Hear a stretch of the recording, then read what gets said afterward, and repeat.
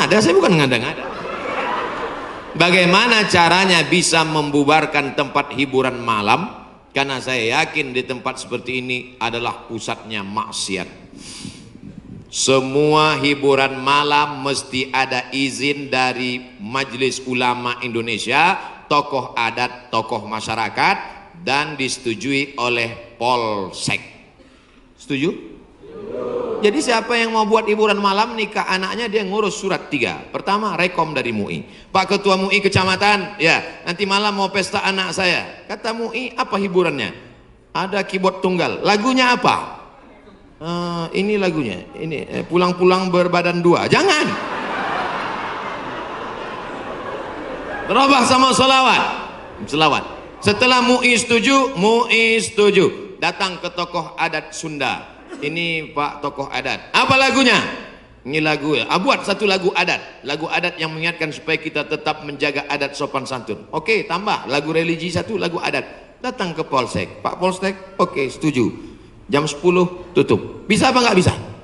Bisa. Jangan suruh saya datang ceramah ke situ, nanti mereka sudah mabuk baru datang saya, assalamualaikum. Nggak bisa. Ini amar ma'ruf nahi mungkar ini bukan cuma tugas ustadz, tapi tugas kita bersama. Di masjid ustadz menyampaikan ceramah, bapak ibu memfasilitasi anaknya nikah, perbuatannya baik, sakral, menghalalkan yang haram, tapi dalam itu dia sudah melakukan perbuatan haram, menyediakan narkoba, menyediakan pesta sampai malam. Insya Allah kalau sepakat yang 3, polisi, tokoh agama, tokoh adat, DPR tingkat kabupaten provinsi, peraturan daerah, pesta keramaian hanya boleh sampai jam 9 malam. Lewat dari itu pengawasan polisi boleh menangkap. Bisa atau tidak bisa? Bisa. Makanya kita harus berjamaah menangkal ini semua. Insya Allah kalau sudah orang-orang masjid duduk memilih wakil-wakil rakyat yang juga peduli, maka akan terwujud negeri kita tetap menjadi baldatun thayyibatun wa rabbun ghafur. Makanya sebarkan pengajian. Siapapun ustadz yang datang ngaji, Ustadz Jujun Junaidi ngaji, Ustadz Abdul Somad ngaji, Ustadz ngaji, datang, duduk, diam, dengar. Ada snack, makan. Nggak ada, istighfar.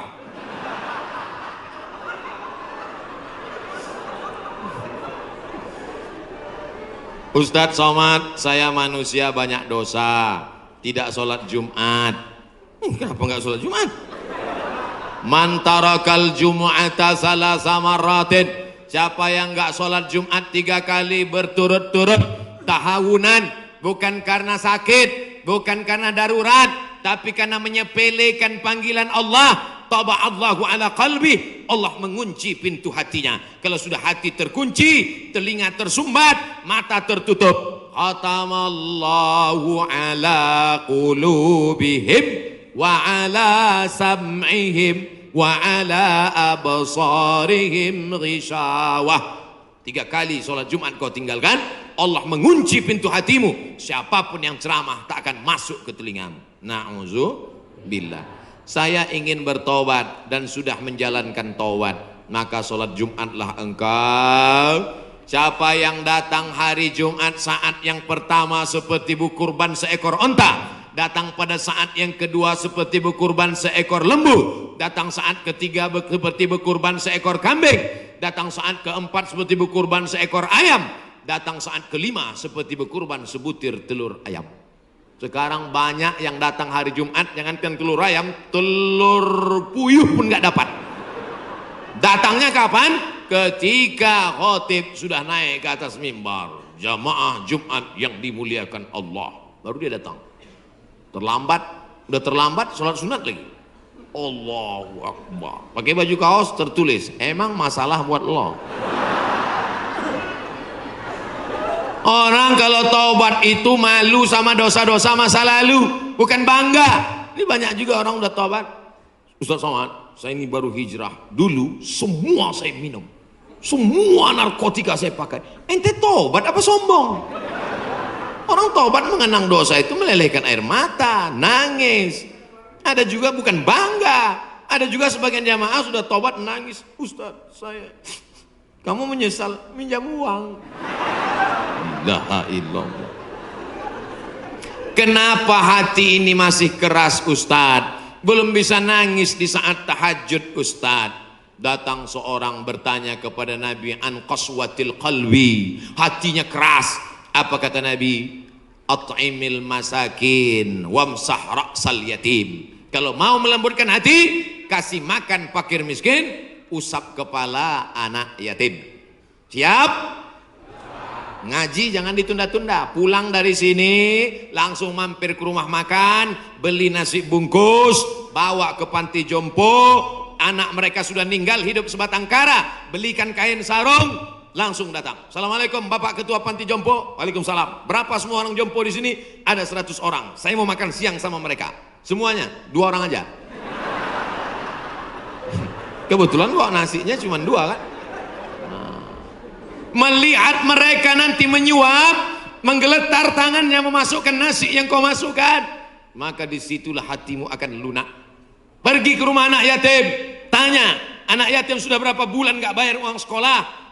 Lihat bajunya, dijahit sobek, rupanya kain sudah lapuk. Kain kelas 1 dipakai kelas 6. Belikan bajunya, senangkan hatinya.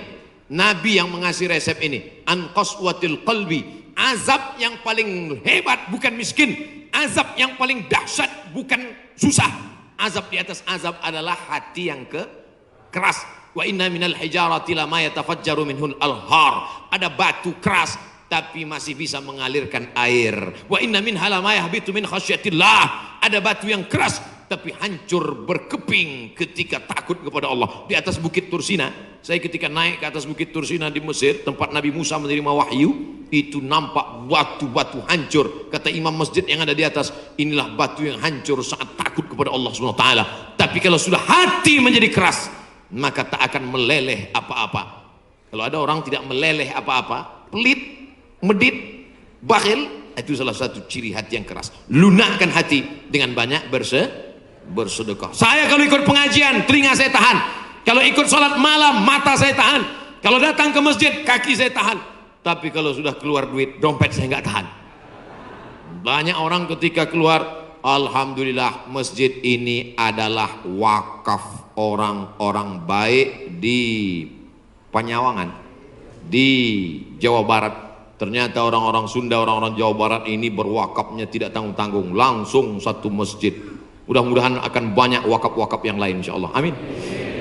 Sekarang banyak juga orang berwakaf. Ustaz Somad, itu tanah saya wakafkan.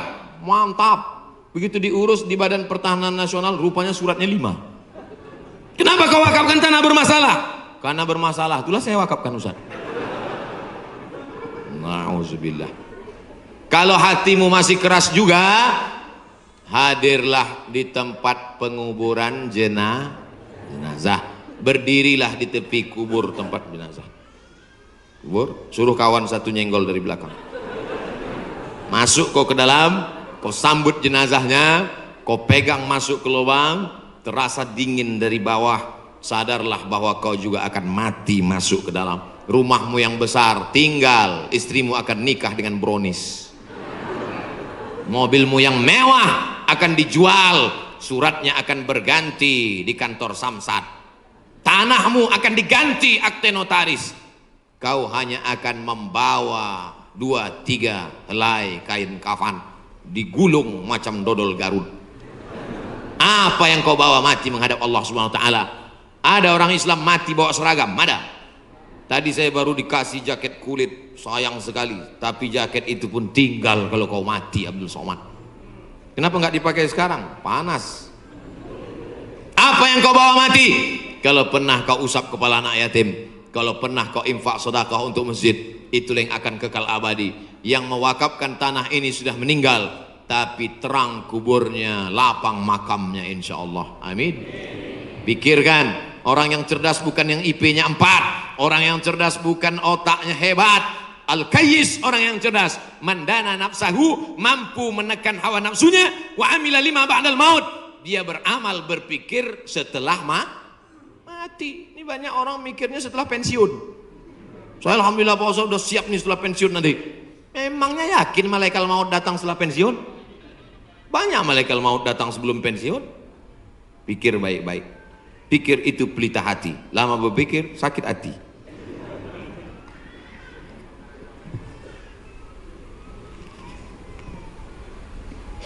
Bagaimana kita bisa membedakan musibah, cobaan, bencana, atau azab? Seperti ujian dosen. Misalnya virus corona yang sedang merebak sehingga dampaknya pada kaum muslimin, khususnya muslimin di Indonesia yang tidak dapat melaksanakan ibadah umroh. Pertanyaan dari Bapak Ridwan Ahmad Faizin Emrian Abidin Bandung. Ternyata ini pertanyaan kolektif. Misalnya saya demam. Dari mana saya bisa membedakan demam saya itu menghapus dosa, atau demam laknat, atau demam ujian iman, atau demam itu dari mana saya bisa tahu? Oh, kalau demamnya cuman 36 derajat Celcius itu menghapus dosa. Kalau 40 derajat itu laknat.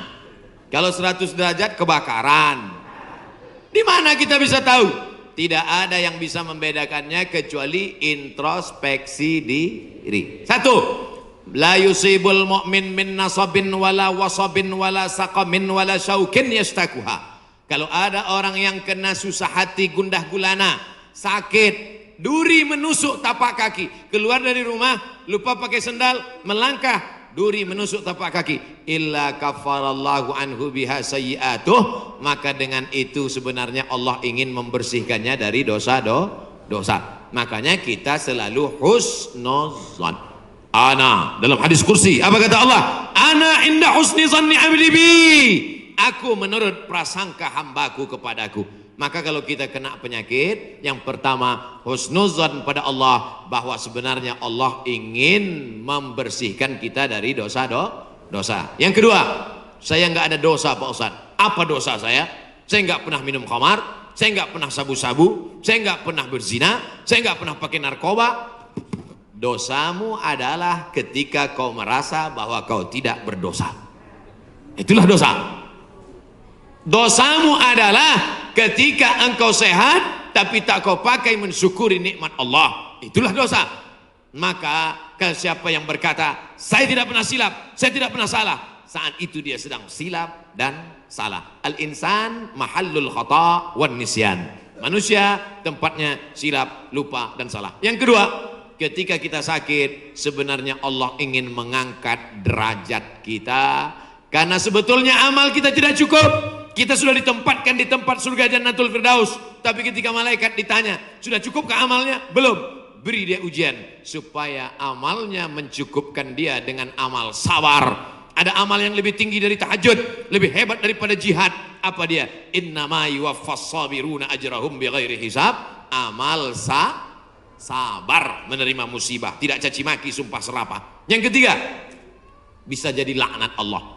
La ta'murun nabil ma'ruf. Mestinya kau tolong saudaramu yang ada di Uighur, mestinya kau bantu saudaramu yang sedang teraniaya di India, tapi mulutmu diam, kau tak mau menolong. Ketika musibah dikirimkan Allah dalam bentuk bencana, ternyata yang kena bukan yang jahat-jahat saja, yang baik-baik pun ikut juga kena. Maka tidak ada cara lain kecuali mohon ampun, minta ampun, taubat nasuha kepada Allah Subhanahu wa ta'ala.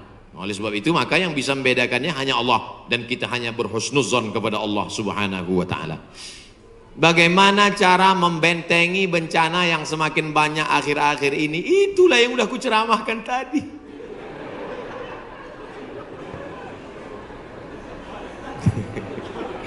Itulah yang udah kita bicarakan selama 1 jam 15 menit tadi, brother.